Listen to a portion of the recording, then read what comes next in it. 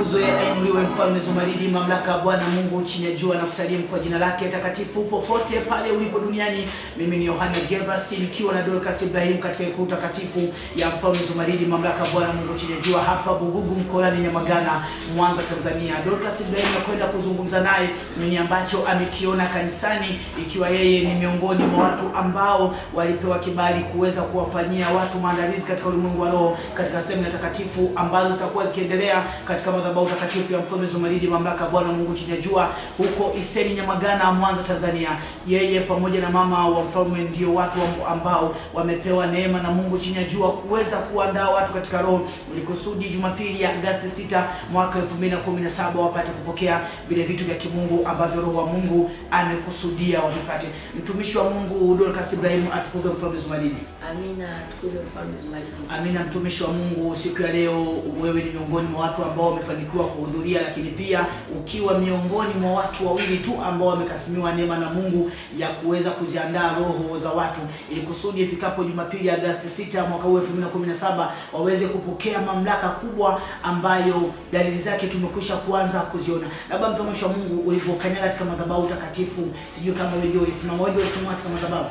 Amina, tumesimama wote pamoja na bibi wa mataifa. Labda jinsi roho za wanadamu ulivyoziona, au mawasiliano baina ya neno ambalo lilikuwa likitoka vinywani vyenu kwenye vinywa vyenu kwenda kwa watumishi ambao walikuwa kuwasikiliza, labda alikuwa. Asante sana mtumishi wa Mungu, ndugu mtangazaji. Namshukuru sana mfalme Zumaridi hata kwa kunitumia neema hiyo, kwa sababu sio kwa fahamu zangu wala sio kwa ujanja wangu, bali kwa neema yake tu.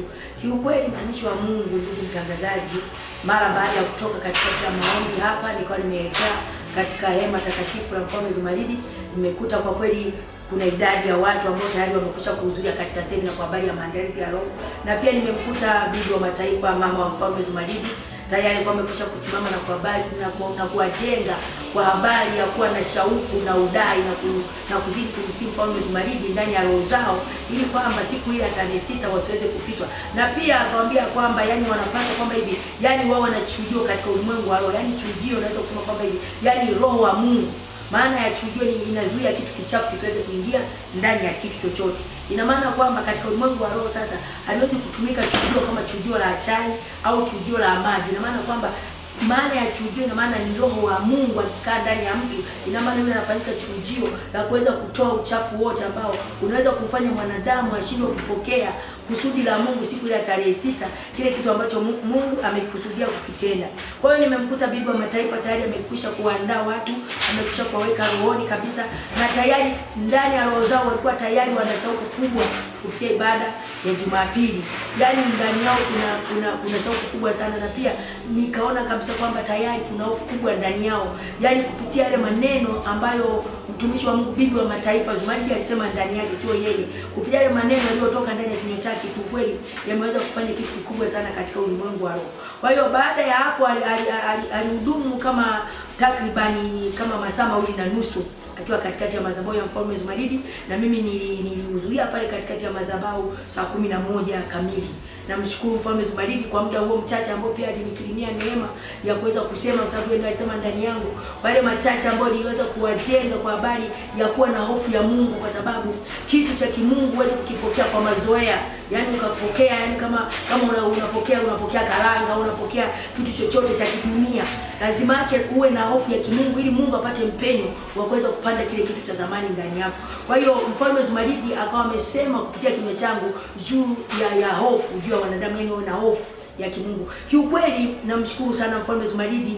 Nimeona jinsi gani watu walikuwa na shauku kubwa ndani ya roho zao, na tayari yani kuna uamsho mkubwa katika ulimwengu wa roho, yani ndani ya roho zao, yani unaona kabisa, kwa sababu kunakuwa na connection katika ulimwengu wa roho. Kwa hiyo unakuwa na mawasiliano, unaona kabisa jinsi watu ambavyo wana kiu na kile kitu ambacho mfalme Zumaridi amekusudia kukitoa siku ile ya tarehe 6 Jumapili.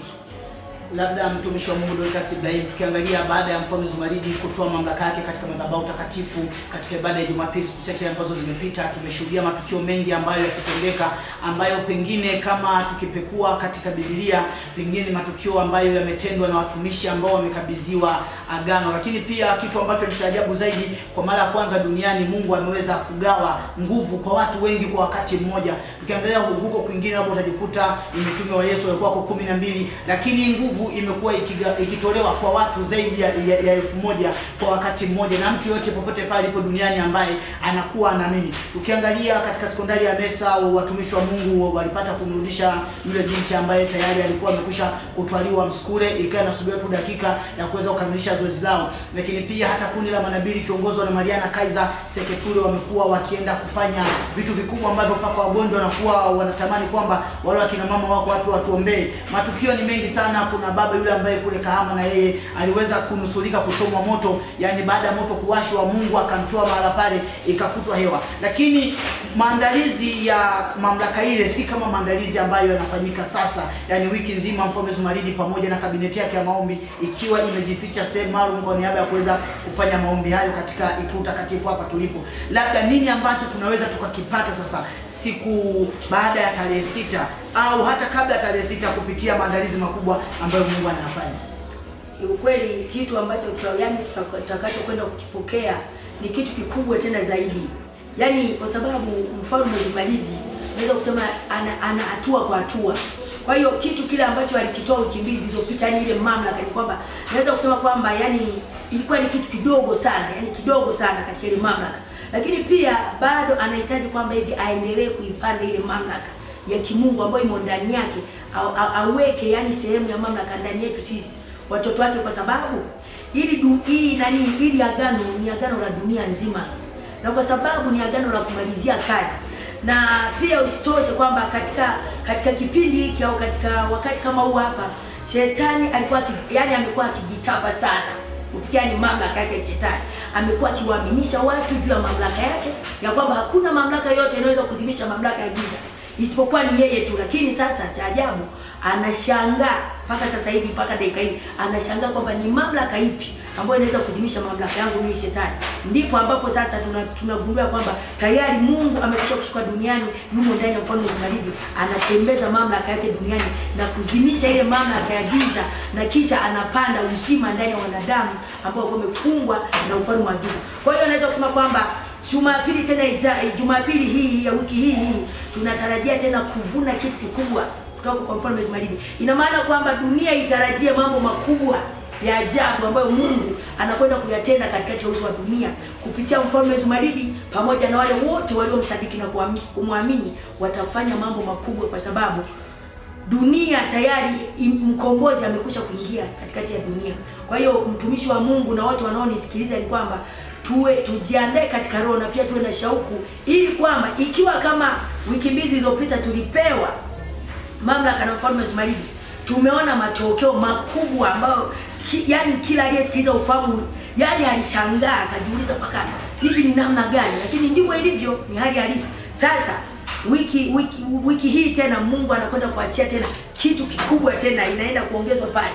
Ina maana ni mambo makubwa yatazidi kutendeka katika uso wa dunia. Labda tutumishi wa Mungu Dorcas, watu ambao wapo nje ya nchi ya Tanzania ambao hawezi wakafika kwa miguu yao katika Hekalu Takatifu la Mfalme Zumaridi siku hiyo ya Jumapili, labda ni yepi wayafanye, ni yepi wayazingatie ili kusudi ile mamlaka na wao iweze kupenya ndani yao, watu ambao wamemwamini Mfalme Zumaridi kinagobaga, hususan Jeni akiwa USA na wengine wengi, kuna Juma Kasigwa, ni wengi tu kwa mataifa mbalimbali. Nini wafanye ili kusudi mamlaka ambayo tutakuwa nayo sisi na wao waweze kuwa nayo? Amina, ndugu mtangazaji. Kitu wanachotakiwa kufanya watumishi wa Mungu ambao wako mbali na jiji la Mwanza, wanapaswa ndani ya roho zao kuwa na kiu, na pia wanapaswa kuwa na shauku ndani ya roho zao kwa habari ya hii siku ya tarehe 6, na pia wawe yani watu wa kumsihi Mfalme Zumaridi kwamba Baba, tunakusihi Mungu chini ya jua, siku ya Jumapili usitupite, japo tuko mbali na mji wa Mwanza, japo hatuwezi kukuona kwa macho ya damu na nyama, lakini katika ulimwengu wa roho pia katika mtandao tunakuona. Kwa hiyo kupitia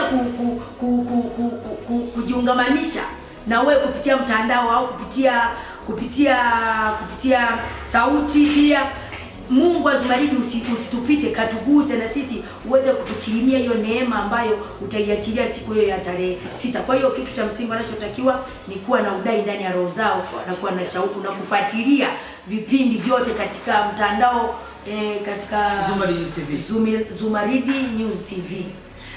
Amina, mtumishi wa Mungu Dorcas, nikushukuru sana, ubarikiwe sana na Mfalme Zumaridi, mamlaka Bwana Mungu chini ya jua. Na wewe ambaye unatazama Zumaridi News TV, siku ya leo timu ya Zumaridi News TV ipo Bububu mkoani Nyamagana, Mwanza, Tanzania, katika ikulu takatifu, ikulu ya Agano la Saba, ambako Mungu ameweka hazina yake ya utukufu katika eneo hili, ambapo dunia nzima siku moja tutakuja kukusanyika hapa na wimbo utakuwa ni Hosana Hosana Zumaridi, utukuzwe milele yote. Lakini ukumbushe kusubscribe kama utakuwa haujasubscribe, ili kusudi kila habari mpya ambayo itakuwa ikitoka hapa ikulu uweze kuipata, ili kusudi uwe na taarifa sahihi za kila kinachoendelea kabla ya kufika Agosti 6 mwaka 2017. Mimi ni Yohana Gervas, endelea kuitazama Zumaridi News TV.